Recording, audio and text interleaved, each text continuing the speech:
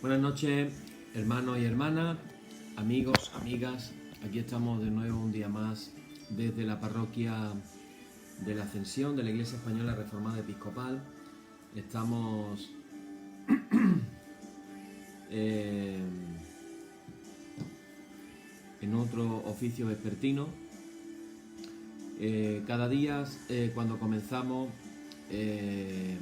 lo hacemos con una intención de oración, y hoy me vais a permitir que la intención de oración que quiero expresar sea de una forma muy concreta por la familia de un presbítero mexicano de la Iglesia Anglicana en México. El presbítero se llamaba Alejandro Morales. Acabo de enterarme hace apenas unas horas que ya está en la casa del Padre. Se nos ha adelantado. Hace unas semanas decía que iba a estar sin hacer algunas reuniones porque se encontraba enfermo, y la sorpresa que me acabo de llevar de que este hombre pues hoy ha fallecido. Me quiero imaginar a la familia. Tenía los hijos muy jóvenes. Parece que padecía diabetes con insulina y tenía muchas complicaciones por lo visto, pero no sé exactamente la causa del fallecimiento. Sí me puedo imaginar cómo habrá quedado su esposa y sus hijos. Así que me gustaría que nuestra intención de oración en esta noche, hermanos, pudiera ser por este presbítero. Hace casualmente unos meses yo estuve conversando con él de temas teológicos a través del WhatsApp. Había entrado en el canal nuestro en el Facebook de la parroquia, había visto los oficios y me estaba haciendo algunos comentarios, y la verdad ha sido algo bastante inesperado. Así que, hermano, me vaya a permitir que podamos orar por este hermano Alejandro Morales de una manera concreta. Y curiosamente, yo esta noche cada día voy meditando a lo largo del día cuál intención de oración hacer especial en nuestro oficio vespertino, y precisamente en esta noche lo que el Señor ponía en mi corazón era hacer una oración especial por nuestro obispo don Carlos, por los presbíteros de la IERE, los diáconos, los lectores seglares, todas aquellas personas que de alguna manera están sirviendo en nuestra iglesia. Así que me vaya a permitir que comience en oración por este hermano mexicano, Alejandro Morales, y después oraré también por nuestros clérigos y lectores seglares de la IERE. Padre, en esta noche te agradecemos por el tiempo que has querido tener a tu siervo Alejandro Morales. Queremos presentarte de una manera especial a su familia en este momento de dolor. Te pedimos, Señor, que tú les puedas proveer de todo lo que necesiten, que tú los puedas ayudar en todo, Señor. Guárdalos en el hueco de tu mano, abrázalos con tu amor, dale el consuelo y dale las fuerzas para seguir adelante. Señor, esto nos enseña que hoy estamos aquí, pero mañana podemos no estar. Y ojalá que esto nos sirva para que podamos tener una perspectiva más centrada en ti, Señor. Que tú puedas ser de verdad el centro de nuestras vidas. Te pedimos también, Señor, por las vidas y familias de nuestro obispo don Carlos, de los presbíteros de la IERE, de los diáconos, los lectores seglares, todas aquellas personas que participan de alguna manera en el servicio a ti en nuestra iglesia. Los ponemos, Señor, en tus manos en esta noche con sus familias y pedimos tu bendición para ellos. Te lo pedimos todo en el nombre de Jesús. Amén. Bien, hermanos, y así comenzamos nuestro oficio vespertino de Navidad. Todavía estamos en Navidad. Navidad terminará, Dios mediante, el domingo. Y aunque ya uno termina la cena del 25, la cena del 24, la comida del 25, el 31, el 1, mañana Reyes, parece que ya se terminó todo, pero en el calendario litúrgico todavía estamos en Navidad. Bien, comenzamos nuestra liturgia diciendo: en el nombre de nuestro Señor Jesucristo sea luz y paz. Amén. Desde el nacimiento del sol hasta donde se pone, sea alabado el nombre del Señor, sea el nombre del Señor bendito desde ahora y para siempre. Oh Dios, cuyo nombre es bendito desde la salida del sol hasta su ocaso, llena de ciencia nuestros corazones y abre nuestros labios en tu alabanza, para que, como eres bendito con el debido honor por todos los siglos, así seas alabado de oriente a occidente por todas las naciones. Amén.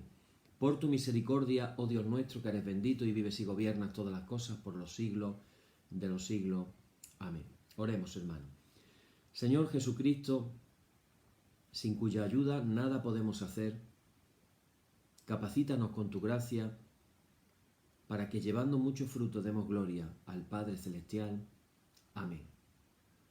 Hermanos muy amados, si en todo tiempo debemos confesar nuestra falta ante la majestad de nuestro Dios, hoy particularmente en la celebración de la Navidad, que nos hemos congregado para conmemorar los tesoros de tu misericordia hacia nosotros y los profundos misterios de tu amor divino, debemos postrarnos en su presencia e implorar su perdón, confesando todos nuestros pecados con un corazón verdaderamente contrito. Por tanto, podemos decirle ahora desde lo más íntimo de nuestras almas: Padre omnipotente y misericordioso, la confusión y la vergüenza no nos deja levantar nuestro rostro en tu presencia. Por eso, con humildad y dolor de corazón, confesamos que nos hemos desviado de tu sendero y, como ovejas perdidas, hemos andado descarriados fuera de tus caminos.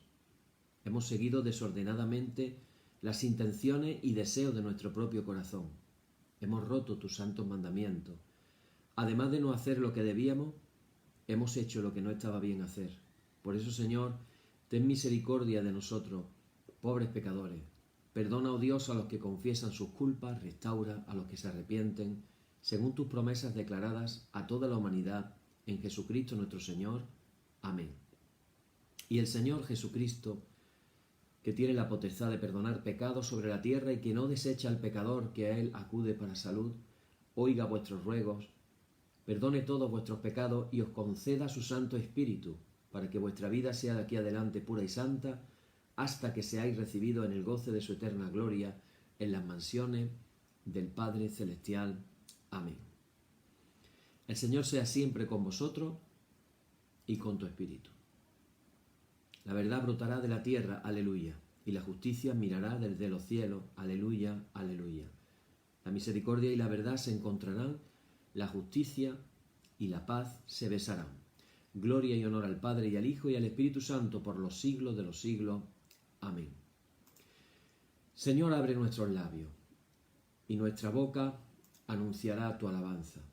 Hacemos ahora la lectura de un salmo. Vamos a leer en el día de hoy. Ayer leíamos el Salmo 45 y hoy vamos a leer el Salmo número 23.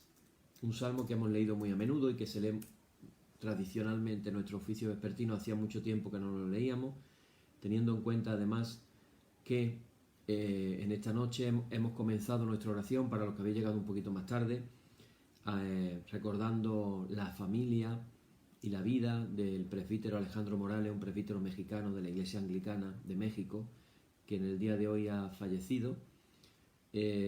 Sorpresivamente nos ha sorprendido a todos, realmente no pensábamos, nos hablaba de que estaba enfermo, pero no podíamos imaginarnos que ese iba a ser el desenlace, ni mucho menos. Yo tenía intención además de orar por todos los clérigos de nuestra Iglesia Española Reformada Episcopal, y qué mejor que leer en recuerdo de Alejandro Morales, pero también en oración por los clérigos, los que se suponen que tienen que ser los pastores de nuestra Iglesia, que leer este salmo y lo hagamos en oración, el Salmo 23, que dice así: El Señor es mi pastor, nada me faltará. En lugares de delicados pastos me hará descansar, junto a aguas de reposo me pastoreará. Confortará mi alma, me guiará por sendas de justicia, por amor de su nombre. Aunque ande en valle de sombra de muerte, no temeré mal alguno, porque tú estarás conmigo. Tu vara y tu cayado me infundirán aliento. Aderezas mesa delante de mí en presencia de mis angustiadores. Unges mi cabeza con aceite, mi copa está rebosando. Ciertamente el bien y la misericordia me seguirán todos los días de mi vida, y en la casa del Señor moraré por largos días. Gloria y honor, gloria al Padre, gloria al Hijo, gloria al Espíritu Santo, por los siglos de los siglos. Amén. Hacemos la suplicación propia que dice: oremos a Dios Padre Omnipotente e imploremos su misericordia para que por la gracia de su Cristo nuestro Señor se digne propicio justificarnos.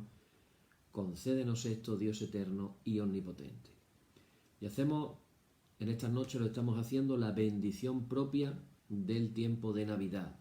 Una bendición solemne, una bendición especial. Y yo quiero hacerla de una manera particular. Creo que hay 4 personas que están ahora mismo viendo el oficio. No sé si al principio se veía a Nancy, creo que está también Mercedes, Pepe de Camas y nuestros hermanos Salvador, supongo que Esther también por ahí. Bueno, pues yo voy a hacer la bendición propia. Yo sé que muchas personas van a escuchar este oficio. De hecho, las cifras que tenemos rondan cerca de las 1000 personas diarias las que lo ven. Pero yo lo voy a hacer, me voy a permitir, pensando en estas personas que lo están viendo ahora, y yo cuando hago esta bendición las estoy viendo en mi mente a estas personas. Así que ahora estoy viendo a Nancy, a Pepe de Camas, Mercedes, su esposa, Salvador y Esther. Así que esta bendición va directamente sobre vuestras cabezas y sobre vuestras vidas y sobre vuestra familia. Bendíganos el Señor nuestro Jesucristo, que en otro tiempo se dejó ver de los pastores en el pesebre. Amén. Protéjanos y defiéndanos en todo quien por nosotros asumió misericordioso la humana naturaleza. Amén. Y el que es Señor y Redentor nuestro, se digne propicio conservarnos eternamente. Amén. Por la misericordia de nuestro Dios, que es bendito, y vive y gobierna todas las cosas por los siglos de los siglos. Amén. Bueno, la bendición también se nos ha ido para Indiana, con Janet Vargas, una querida amiga, y su esposo Jimmy Vargas también. Ahí os llega también la bendición de mi parte. Bueno, decimos ahora la antífona propia que dice: no temáis, porque he aquí os doy nuevas de gran gozo, que os ha nacido un Salvador, Cristo el Señor. Cantad alabanza, oh cielo, y alégrate, oh tierra, porque el Señor ha consolado a su pueblo. Gloria y honor al Padre y al Hijo y al Espíritu Santo por los siglos de los siglos. Amén. Hacemos ahora una oración un poquito larga pero maravillosa en el tiempo de Navidad, antes de compartir el estudio, que dice así: oye, oh Señor, nuestra oración, y llegue a ti nuestro clamor. Santo, santo, santo, Señor Dios omnipotente, que eras y que eres y que has de venir. A ti, oh Dios, levantamos nuestras almas. A ti que eres el Padre de las luces, en quien no hay mudanza ni sombra de variación, y de quien proceden toda buena dádiva y todo don perfecto. A ti nos acercamos sabiendo que eres el poderoso y bondadoso galardonador de los que te buscan. Nosotros te adoramos, oh Padre, Señor de cielos y tierra, que de tal modo has amado al mundo que nos has dado a tu Hijo unigénito para que tengamos vida cuantos creemos en él. Y adoramos al Verbo eterno, que al principio estaba con Dios y era Dios, por quien fueron hechas todas las cosas, y el cual en la plenitud del tiempo se hizo carne y habitó entre nosotros, lleno de gracia y de verdad. Y puesto que tú, oh Dios, quieres que todos los hombres honren al Hijo como honran al Padre, nosotros le adoramos como el resplandor de tu propia gloria y como la imagen expresa de tu sustancia, uniéndonos de esta manera con tus ángeles a quienes fue mandado que le adorasen. Y adoramos también al Santo Espíritu, el Consolador, que tu Hijo ha dado a la Iglesia para que nos enseñe todas las cosas y nos guíe a toda verdad. Cuán grande es nuestra alegría al pensar que mientras nosotros estamos aquí congregados para adorarte e implorar tus bendiciones, Jesús, nuestro Salvador, está sentado a la diestra del trono de la gloria intercediendo por nosotros, para que seamos recibidos, oh Dios, en tu favor y comunión. Haz, oh Padre, que descienda a nosotros en espíritu, que verdaderamente sea Emmanuel, Dios con nosotros, y que tu palabra penetre en nuestras almas con vida y poder. Derrama en nosotros tu Espíritu Santo para que tu Hijo Jesús nos sea hecho precioso, como lo es a todos los creyentes, y haga que nuestras alabanzas y acciones de gracia sean espirituales sacrificios aceptables a tus divinos ojos. Y a ti, Rey eterno, inmortal, invisible, solo sabio Dios, y a tu Hijo, el Verbo hecho carne para nuestra salvación, y a tu Santo Espíritu, el Consolador de nuestras almas, sea el honor y la gloria por siempre jamás. Amén.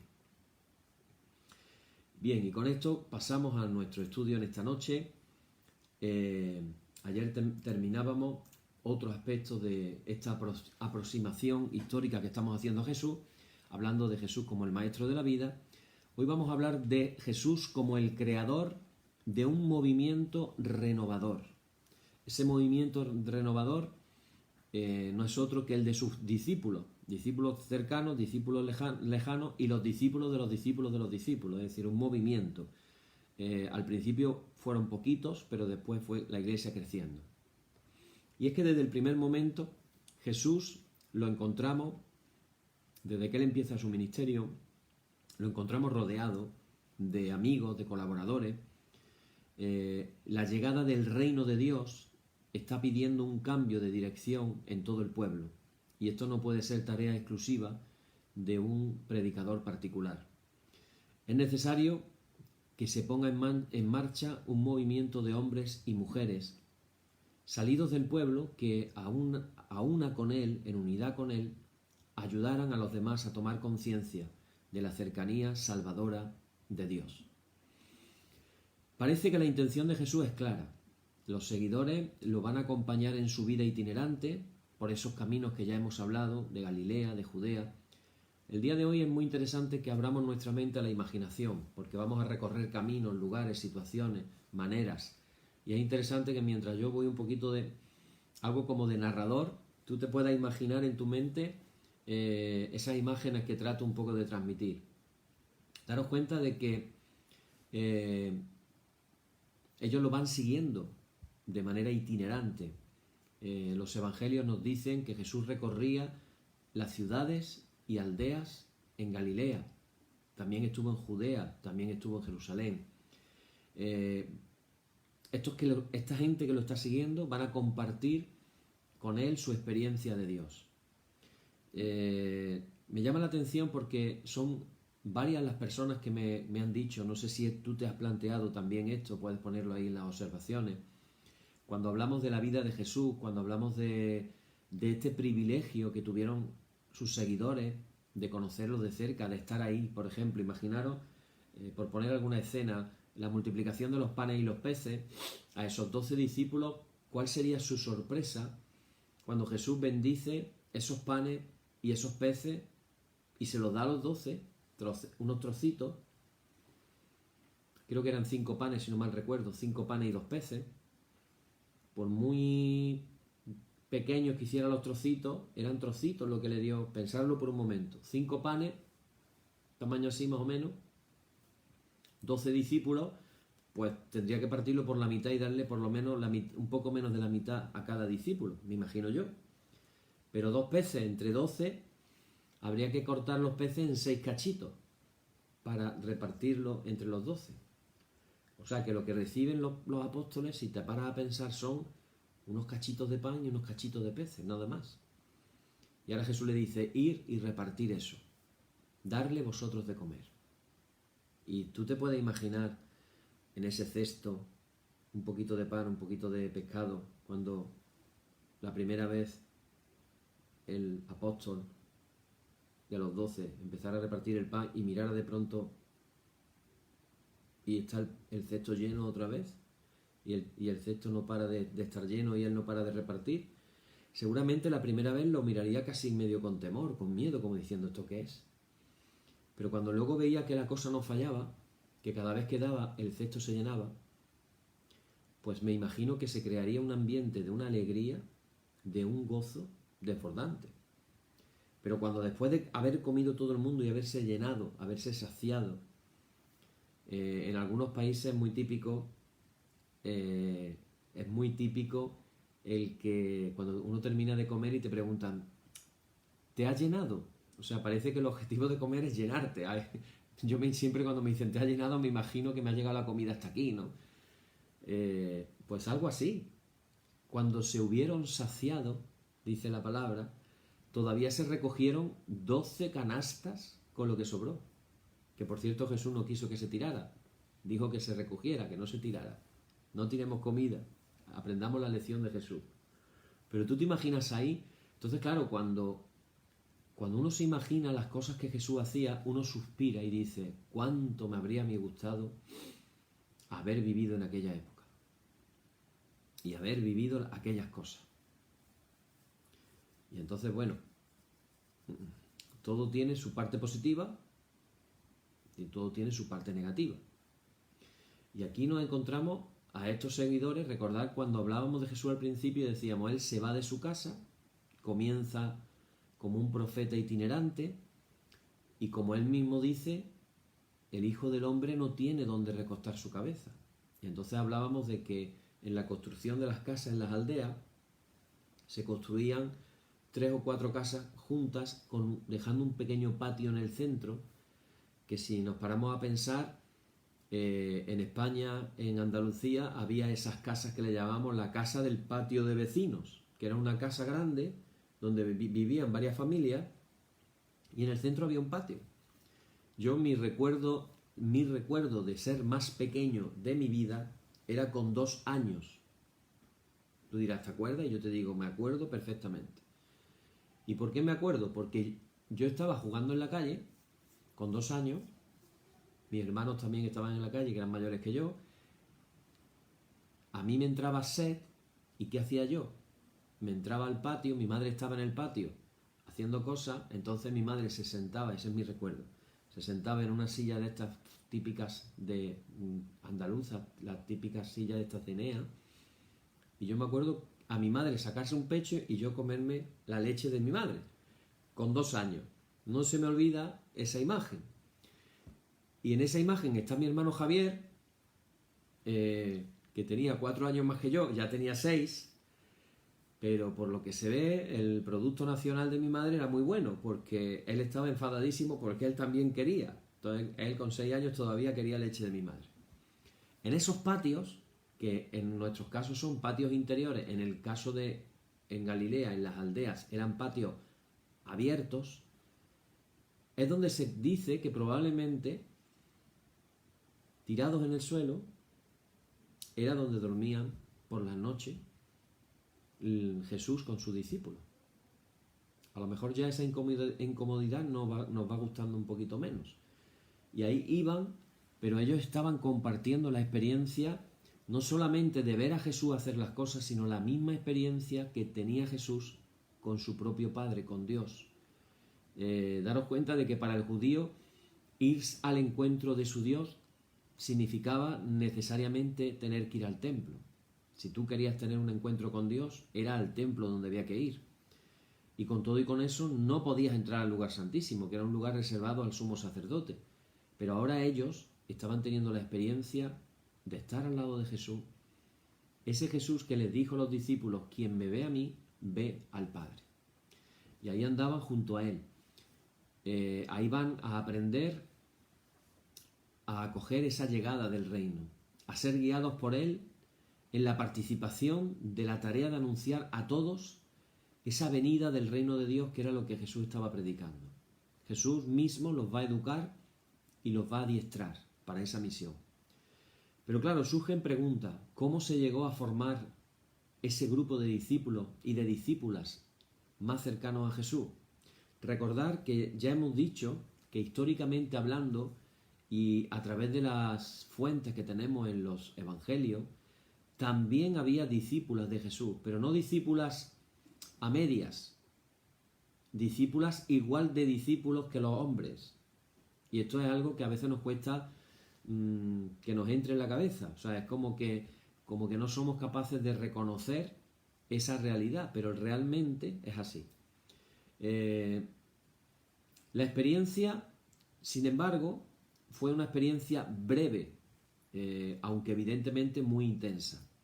No hubo tiempo apenas para que pudieran tener un tiempo de sosiego o de reflexión o de meditación, ya que el grupo de los que seguían a Jesús vivió realmente por la fuerza carismática de Jesús, más que en un sentido de una organización precisa. Es decir, era algo así como que para donde Jesús iba, ellos iban detrás de él, no había más historia. O sea, el director de todo lo que sucedía era Jesús. Quien decidía a dónde había que ir, qué era lo que había que hacer, era Jesús. Y ellos se limitaban a seguirlo por donde él iba. En ese grupo nos vamos a encontrar con sus mejores amigos y amigas. Los que de verdad le conocen más cerca. Los que le han podido captar como nadie la pasión por Dios y por los últimos que tiene Jesús. Sin embargo, ese grupo de seguidores no podemos decir, por lo que en las Escrituras ponen, que fueran un ejemplo de fidelidad en el momento en el que ejecutan a Jesús. Ya hemos hablado de que todos los discípulos varones se marchan, huyen. Sin embargo, cuando se vuelven a encontrar con él lleno de vida, es verdad que se convertirán en los testigos más firmes y más convencidos, los que mejor van a transmitir su mensaje y van a contagiar su espíritu. De estos discípulos es que podemos decir que arranca el movimiento que da origen a lo que podemos llamar el cristianismo. Jesús tiene algo realmente, cuando leemos los evangelios, bueno, hay algunos estudiosos eruditos que hablan de que los evangelios están un poquito, vamos a decir, exagerados. O sea que cuando dice que sanó a muchos enfermos, en realidad no sanó a tantos. Es como que le han metido un poquito de exageración, ¿no? Como que la cultura oriental también nos pasa a los andaluces del sur, tan influenciados por la cultura oriental de judíos y musulmanes que estuvieron tantos siglos con nosotros. Es una cultura de exageración, pero bueno, yo creo que lo que pone el Evangelio, para mí no hay nada de exageración, para mí es la pura verdad de lo que ellos pudieron ver. Lo que ellos vieron es lo que después transmitieron para que fuera escrito. Entonces, ¿qué ocurre? Cuando nos imaginamos a Jesús, nos lo imaginamos como una persona que atrae a las masas. Vemos que algunos se acercan a él por la curiosidad, por la simpatía. Se trata de un profeta que dice cosas, vamos a decir, que no habían oído antes, pero ese profeta resulta que sana a los enfermos y resulta de que libera con todo el poder a los endemoniados. Ahí hay una curiosidad, una simpatía. Entre esa muchedumbre que le sigue, habrá también quien siente algo más que curiosidad. Se sienten convencidos por el mensaje que Jesús está compartiendo. Algunos le van a manifestar una plena adhesión, pero se da la circunstancia de que habrá seguidores que lo van a seguir a donde él vaya, pero va a tener también seguidores que se quedan en sus casas. Es decir, que le van a manifestar una plena adhesión, pero no van a abandonar su casa para seguirlo. Y le van a ofrecer ayuda, y le van a ofrecer hospitalidad cuando se acercan a su aldea. Tenemos el caso de, cuando ahora lo mencionaremos un poquito más adelante, el caso de las hermanas Marta y María y Lázaro, que tenían una casa en Betania, cerca de Jerusalén. Cuando Jesús iba a Jerusalén no se alojaba en Jerusalén, sino en Betania, en la casa de esos amigos suyos, discípulos. Entre esos que le siguen a Jesús, Jesús va a elegir a 12, que van a formar, podríamos decir, su grupo más estable y su grupo más cercano. Y es que Jesús, venimos diciendo todo este tiempo, provocó realmente un verdadero impacto en esa gente sencilla de Galilea. Lo primero que la gente siente cuando se acercan a Jesús es la sorpresa, la curiosidad. Pero enseguida va a brotar la esperanza y va a brotar también el entusiasmo. Se acercan muchísimo a escuchar sus parábolas. También hay muchos familiares que llevan a sus enfermos y le piden que vayan a sus casas para curar a algún ser querido. Imaginémonos algo así como un trasiego de gente que viene, de gente que va, de gente que vuelve, de gente que vuelve a otra vez nuevamente. Probablemente lo acompañaban hasta las aldeas vecinas y luego se volvían a su pueblo. Lo que no hay duda, hermano, es que Jesús movilizaba a la gente y les provocaba un entusiasmo. Yo, cuando digo estas palabras acerca de Jesús, me pregunto, ¿qué tendrá que hacer la Iglesia como representante de Jesús ahora, en estos tiempos, para que la Iglesia pueda generar el mismo entusiasmo que generaba Jesús? Es una pregunta que se nos queda ahí para la reflexión. Si lo queremos incluso particularizar más todavía en alguna parroquia o alguna iglesia nuestra, pensemos en nuestra parroquia, pensemos en nuestra iglesia. ¿Qué podría hacer nuestra iglesia? ¿Cómo podríamos ser? ¿Cómo podríamos hablar? ¿Qué podríamos decir para generar ese entusiasmo que Jesús generaba? De hecho, el mismo historiador Flavio Josefo, a finales del siglo I, llega a asegurar que Jesús, con estas palabras lo dice, Jesús atrajo a muchos judíos y también a muchos de origen griego. Esta es una parte que a lo mejor nunca la habíamos pensado. En el tiempo de Jesús, en Palestina, no solamente había judíos, había gente también griega. Gente, recordar que 2 siglos antes toda la zona de Palestina había sido conquistada por las tropas de Alejandro Magno. Entonces, uno de los fenómenos que se había dado en aquellos lugares era la helenización, que era algo así como la globalización de aquella época. La globalización del arte, la globalización de la filosofía, del idioma griego, como podríamos decir hoy en día la globalización que también tenemos en nuestros países vía internet, vía el inglés, etc. Bueno, pues podemos decir también que la popularidad de Jesús nunca decayó, duró hasta el final de su vida. Algo muy importante, un dato muy importante a tener en cuenta era que no era difícil acercarse a Jesús, porque casi siempre nos lo encontramos al aire libre. Lo hace muchas veces a las orillas del lago de Galilea, aprovechando los lugares cercanos a los pequeños embarcaderos, a donde la gente acude a recoger el pescado. En ocasiones buscará un lugar más tranquilo, en la ladera de alguna de las colinas, recordar el Sermón de la Montaña. A veces se detiene a descansar en algún recodo del camino. Para él cualquier lugar es válido para sentarse y para anunciar su mensaje. La verdad es que vemos tal sencillez en la manera, en el método y en lo que hacía, que es sorprendente lo complicado que a veces nosotros como iglesia hacemos las cosas, con lo sencillo que era hacerlo entonces, ¿verdad? También lo vamos a ver hablando en las plazas, en las pequeñas aldeas. Sin duda, su lugar preferido, como le pasaba a Pablo, perdón, su lugar preferido son las sinagogas. Cuando los vecinos tienen sus reuniones del sábado, nos encontramos que a veces el gentío le resulta agobiante, es un agobio, probablemente en los evangelios lo explican de una manera muy gráfica, con detalles que nos proporcionan ideas que nos hacen pensar en la fuerte atracción que provoca Jesús. Se nos dice que un día tuvo que hablar a la gente desde una barca, mientras que se sentaban en la orilla. Pero hay momentos en los que el gentío lo estruja, de tal manera que no le deja apenas caminar. Recordemos ese pasaje de la mujer hemorroísa con el flujo de sangre, que Jesús iba en medio de esa multitud con tanta gente y de pronto él dice, ¿quién me ha tocado? ¿Os acordáis de ese pasaje? Y claro, los discípulos le dicen, hombre Jesús, ¿cómo dices quién me ha tocado? Si fíjate cómo vamos, si es que esto es increíble, o sea, ¿cómo dices eso? Claro, él había sentido de una manera espiritual cómo el poder había salido de él para sanar. Y ahí es cuando la mujer pues confiesa que lo había tocado el borde de su manto. También, en alguna ocasión, son tantos los que van y vienen que no les da tiempo ni para comer. Jesús llega incluso a tenerle que pedir a sus discípulos que le acompañen a un lugar tranquilo para poder descansar un poco.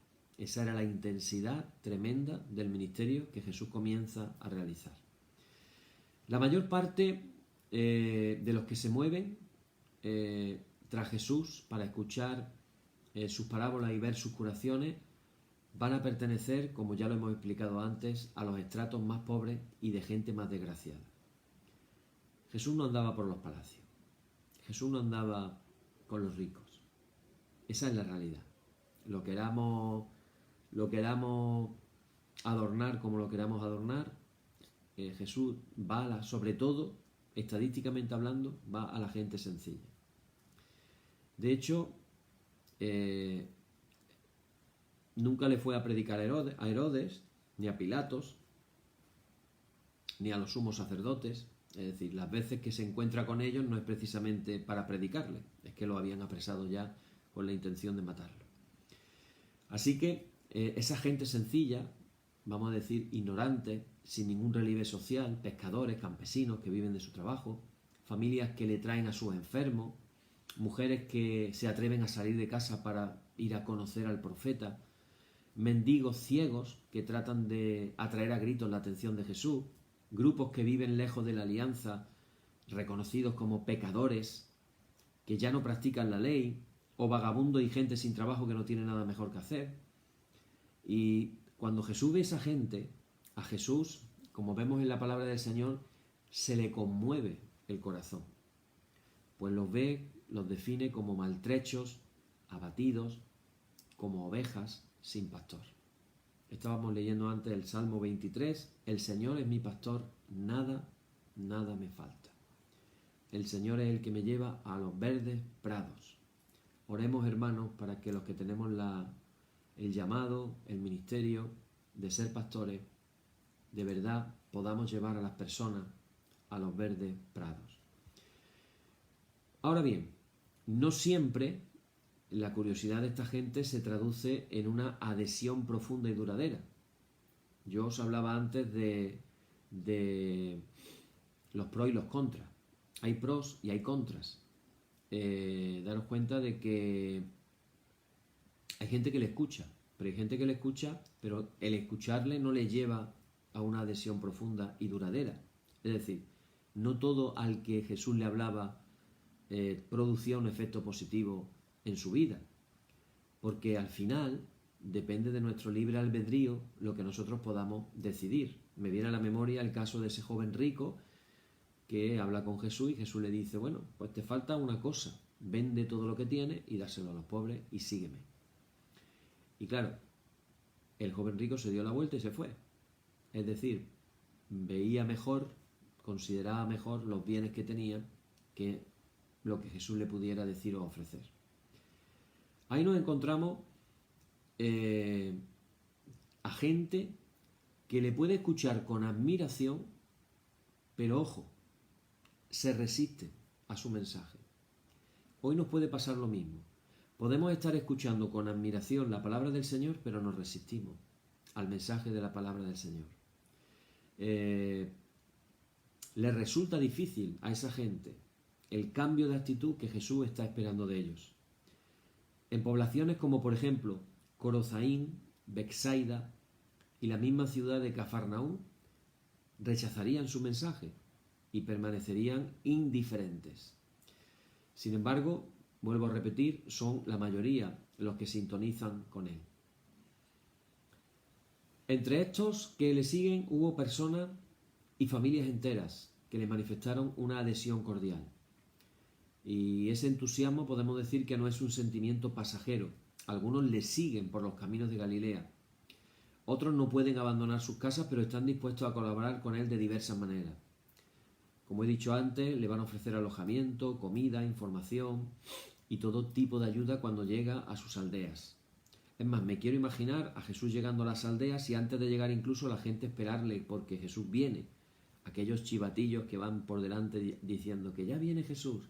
Y la gente en su agradecimiento, imaginaros en una aldea trayendo a las personas con enfermedades crónicas, gente que no tenían dinero para ir al médico, el dolor, el sufrimiento, los problemas incluso religiosos de pensar Dios me ha abandonado porque estoy enfermo, y de pronto llegaba Jesús, empezaba a orar por los enfermos y los enfermos empezaban a sanarse.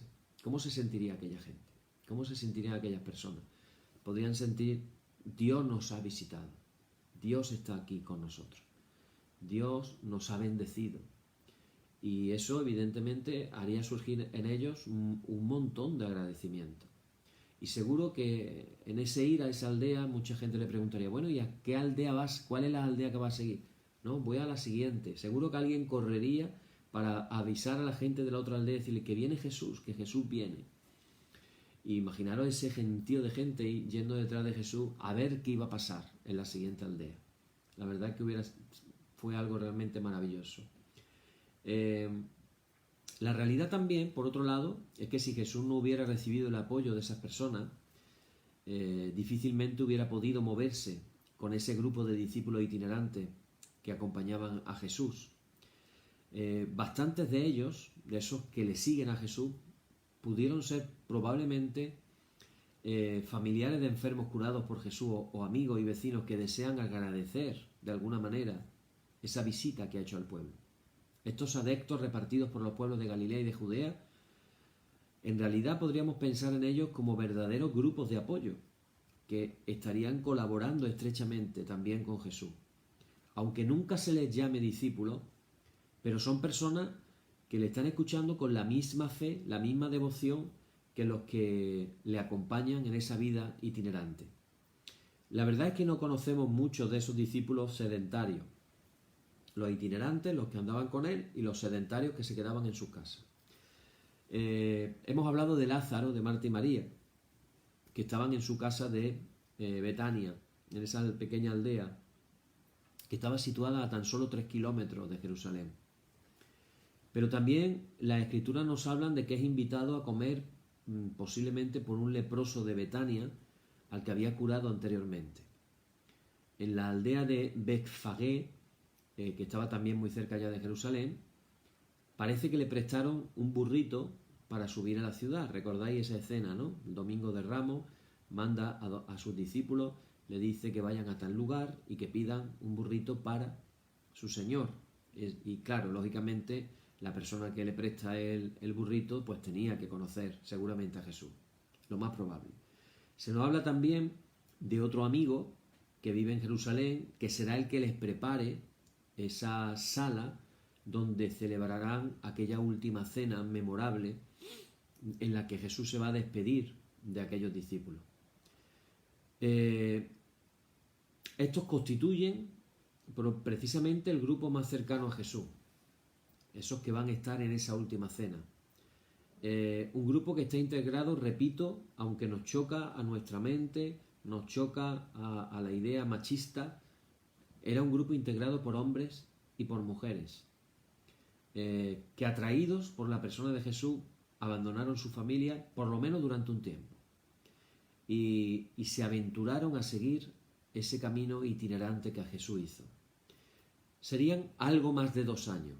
Se piensa, la historia dice que entre el año 28 y el 30 después de Cristo, esta gente comparte su vida con él, escuchan su mensaje que va repitiendo en cada aldea, admiran la fe con la que cura a los enfermos y no dejan de sorprenderse una y otra vez de ese afecto, de esa libertad con que acoge a su mesa, como hemos explicado también, a los pecadores y a esa gente de mala fama, incluido a los publicanos y a las prostitutas.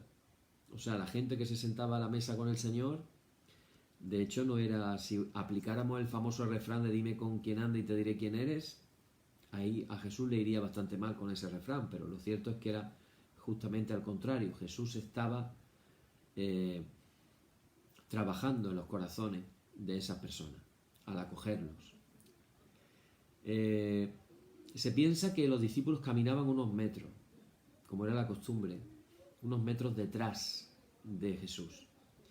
Ellos irían hablando de sus cosas, mientras Jesús, en silencio, posiblemente iba madurando la siguiente enseñanza, la siguiente parábola que iba a contar. Juntos van a pasar momentos de sed, de hambre. Como he dicho ya, cuando llegan a alguna aldea, les acogen en sus casas, buscan agua, les disponen de lo necesario para sentarse a comer. Y también los discípulos se ocupan de que la multitud pueda escuchar con tranquilidad a Jesús. Por eso a veces le buscan una barca para que todos lo puedan ver y oír mejor desde la orilla. En ocasiones piden a la multitud que se siente en torno a él para que le puedan oír mejor.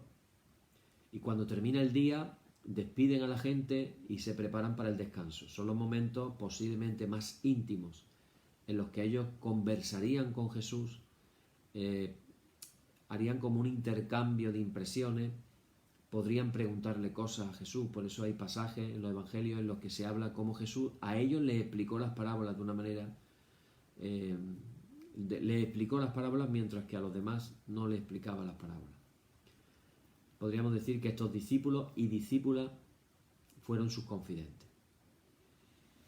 De hecho, se puede afirmar rotundamente que los mejores amigos y amigas que tuvo durante su vida de profeta itinerante fueron ellos. Y entre ellos nos encontramos, y con esto termino en esta noche, con el famoso grupo de los 12. Los 12. Algunos son pescadores, otros son campesinos de la Baja Galilea, pero nos vamos a encontrar también a un recaudador que trabajaba en Cafarnaúm y que se llamaba Leví, hijo de Alfeo. Hubo algunos que anduvieron con él desde el principio, como Natanael, un galileo de corazón limpio, dos varones muy apreciados más tarde de la comunidad cristiana que se llamaban José Barsabás, al que llamaban el Justo, y Matías. También se agregó al grupo un ciego de Jericó curado por Jesús que se llamaba Bartimeo. A los integrantes de este grupo, realmente heterogéneo, que compartió la vida itinerante de Jesús, se les llama discípulos. No era un término habitual en aquella sociedad. Realmente el mismo Jesús o sus seguidores lo empezaron a emplear entre ellos sin, por supuesto, darle ese contenido técnico que adquirirá más tarde, cuando años después se les llamaría así a los que aprendían con los rabinos judíos. A eso se le empezó a llamar discípulos. Tal vez Jesús y algunos de los suyos recordaban la experiencia que habían vivido como discípulos del Bautista. Tampoco hemos de olvidar que Jesús se movía en la región donde tenían el recuerdo de dos grandes profetas del reino del norte. De ellos escribe Flavio Josefo que el más joven, llamado Eliseo, siguió al profeta Elías, convirtiéndose en su discípulo y servidor. Ahí vemos el concepto, que luego veremos, de los seguidores de Jesús. Como digo, en un determinado momento, Jesús va a elegir de todos estos que le siguen, va a elegir 12. Es el círculo más íntimo en torno a él, el núcleo más importante de discípulos y también el más estable. La mayoría de ellos no tienen un relieve notable como individuos, esa es la realidad. Jesús no escogió a unas personas, vamos a decirlo de esta manera y sin que suene mal, de una buena posición, personas brillantes en los estudios, sino posiblemente todo lo contrario. Ahora hablaremos de eso. Los evangelios le dan más importancia al grupo que posiblemente a cada uno de sus componentes por separado. Y los 12 además se mueven, como he dicho antes, siempre a la sombra de Jesús. Donde Jesús va, ellos van, lo que Jesús dice, ellos hacen, y esa es su manera de aprender. Su presencia en torno a él, sin embargo, es un símbolo vivo. ¿De qué? Que deja entrever la esperanza que lleva en su corazón, que es lograr la restauración de Israel como el germen, como la semilla del reino de Dios. Es más que probable que todos los que integran el grupo de los 12, lo más posible es que sean galileos. Varios de ellos pescadores del lago y los demás seguramente campesinos de aldeas cercanas. Así que podemos definir que los 12 son gente sencilla y poco cultas que viven de su trabajo. Un dato curioso: entre los 12 no hay ni escribas ni hay sacerdotes. Llamativo, ¿verdad? Porque es una manera de, como decir, Dios a través de Jesús empieza un nuevo proyecto y en ese nuevo proyecto no está contando ni con los sacerdotes ni con los escribas. Sin embargo, hay diferencia entre ellos. Por ejemplo, la familia de Santiago y de Juan pertenecían a un nivel social más elevado. El padre, llamado Zebedeo, tenía una barca propia, tenía jornaleros que trabajaban para él y que probablemente mantendría relaciones con las familias que se dedicaban a la salazón del pescado tanto en Betsaida como en Magdala. Pedro y su hermano Andrés, sin embargo, pertenecerían a una familia de pescadores pobres. Probablemente no tenían una barca propia, solo unas redes con las que pescaban desde la orilla en aguas poco profundas, y así vivían muchos vecinos de las riberas del lago. Los dos hermanos trabajaban juntos. Habían venido de Betsaida, de donde ellos eran, buscando probablemente más facilidades para su modesto trabajo. Pedro se habría casado con una mujer de Cafarnaúm y así vivía formando una familia múltiple en casa de su suegro. Lo único que dejan para seguir a Jesús son sus redes. Así nos lo explica el Evangelio. Así que tenemos un grupo muy heterogéneo, unos casados, otros solteros, la mayoría habiendo abandonado a su familia.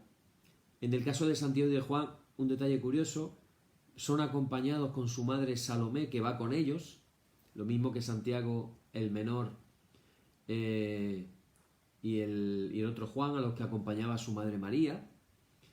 La mayoría provienen de familias judías tradicionales y llevan nombre hebreo. Sin embargo, Simón, Andrés y Felipe, los cuales los tres nacieron en Betsaida, parecen que habrían vivido en ambientes más helenizados, más tipo griegos, porque sus nombres son griegos. A Felipe su padre le puso el nombre del tetrarca. Probablemente Felipe y Andrés hablaban griego, por eso en alguna ocasión serían intermediarios entre un grupo de peregrinos griegos y ayudarían a Jesús en la interpretación.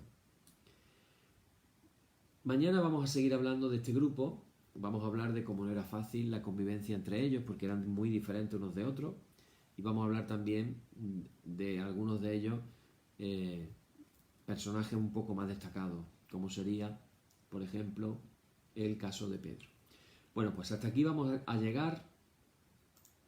Quedémonos en esta noche con el entusiasmo que tenía la gente al conocer a Jesús.